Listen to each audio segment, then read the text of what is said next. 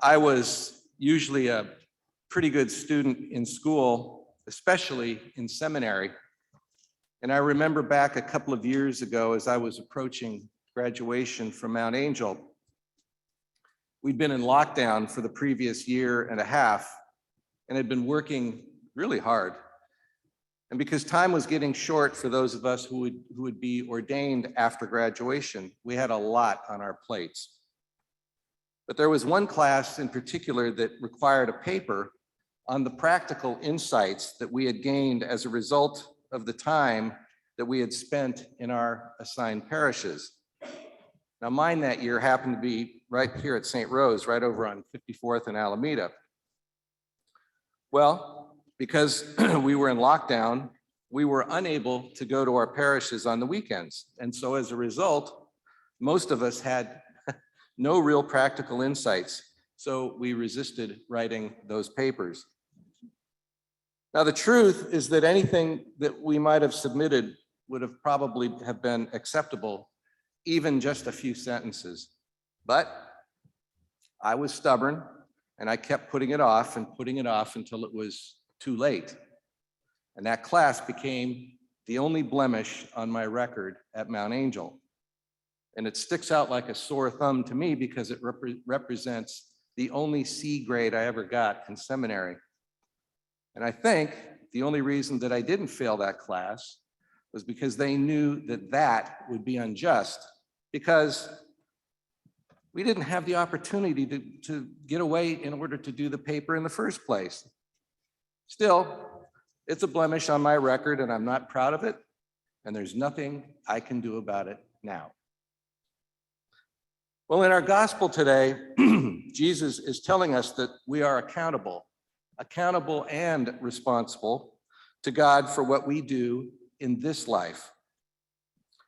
But he starts his talk today with this little gem of advice.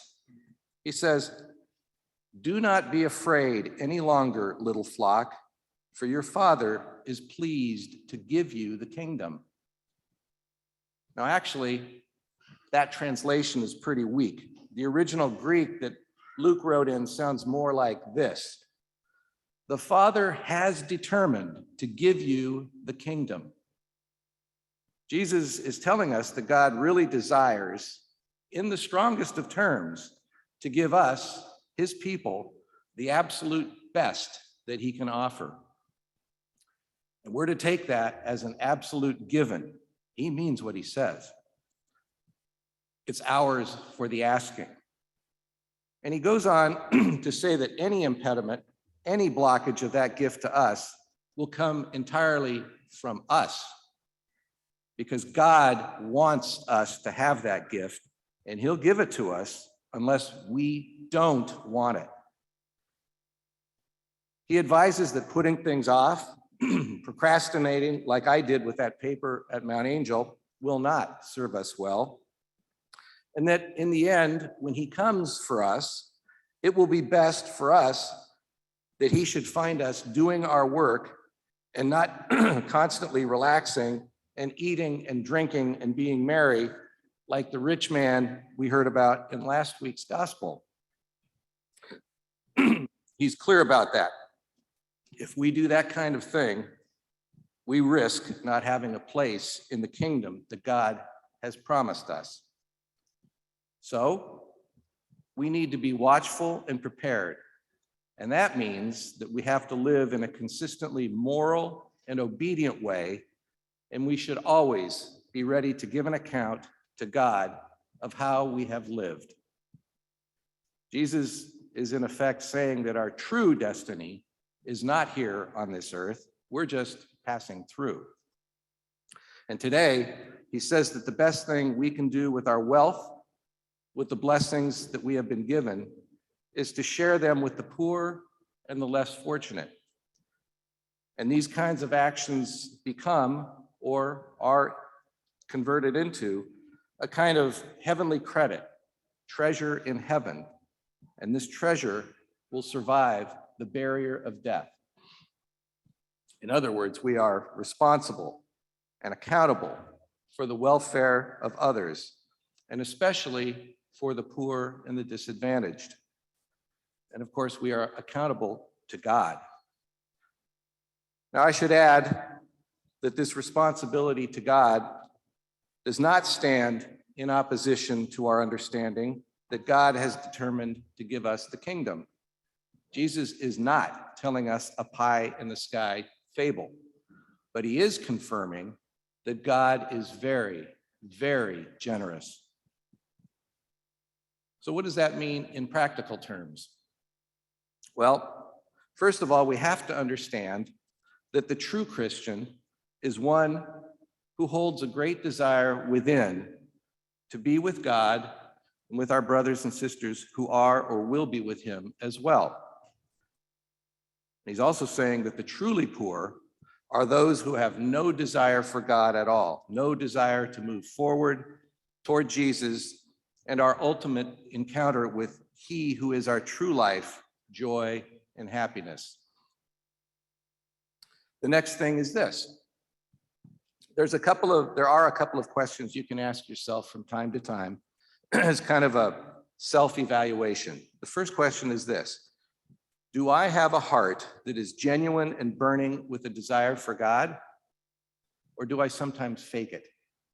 We can sometimes fool ourselves to appear pious when our hearts are really anchored somewhere else. And the second question is this, and you can ask yourself, where is my treasure? What is it that I truly, truly desire? What attracts my heart? Is it God and doing good things for others and to live for God and my brothers and sisters? Or is it something else? I have one more recommendation, and that would be receiving the sacrament of reconciliation on a regular basis because of what it can do for you. We all fail at times, and confession or reconciliation in light of today's gospel does two things for us. It can become something of a dress rehearsal for the day when we'll all be called to an accounting with the Lord. And the grace that comes with that sacrament is ideally going to help us to improve from our failures. But the sacrament also can do something else, and that's to wipe away, if we confess properly, we can wipe away those failures, and God will no longer hold us to account for those failures. And one more final point. Earlier, I had mentioned God's overwhelming generosity, and I want to stress that while we are called to a high level of engagement with God's will for us, and that's pretty clear by today's gospel, his mercy and grace far exceed any of our efforts and response to that. And Jesus is telling us that as well today. So remember that, and know that sometimes our effort should consist solely and simply in receiving God's generous gift of himself. It can be very freeing, just letting go and turning yourself over to the loving embrace of our very loving God.